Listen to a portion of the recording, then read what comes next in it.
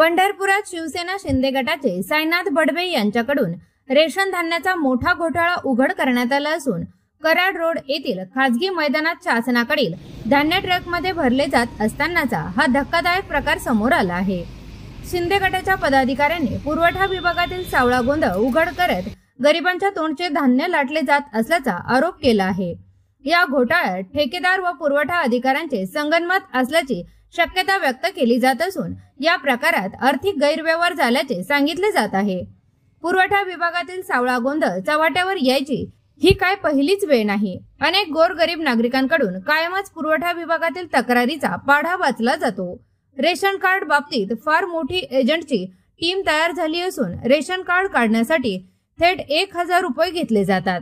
गरिबांना मिळणाऱ्या पिवळ्या कार्डसाठी 2 ते 3000 रुपये लाच घेतली जाते। पैसे न दिल्यास महिनोन्महिने अर्ज अडकले जातात। नाव कमी जास्त करणे किंवा आधाराशी जोडणे यासाठी मुद्दाम अडवणूक करून हेलपाटे मारायला लावले जाते। पब्लिक लॉगिंगवर सर्व्हर डाऊन असल्याचे सांगून गोरगरीब लोकांची फसवणूक केली जाते, तर ऑफिस लॉगिंगची संख्या 8 वरून 1 वर आणल्याने नागरिकांचा त्रास वाढला आहे। या सगळ्या भ्रष्ट कारभारामुळे खरे गरजवंत व गरिबांवर मोठा अन्याय होत आहे। या उलट ठेकेदार अधिकारी व त्यांनी पोचलेले दलाल यांच्याकडून लाखो रुपयांची उलाढाल या पुरवठा विभागात होत आहे।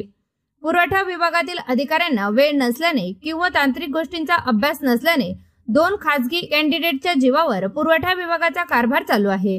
हे महाशय सर्वच गोष्टीत एवढे प्रगल्भ झाले आहेत की बिचाऱ्या अधिकाऱ्यांनाही त्यांच्या ओंजळीनं पाणी प्यावं लागत आहे।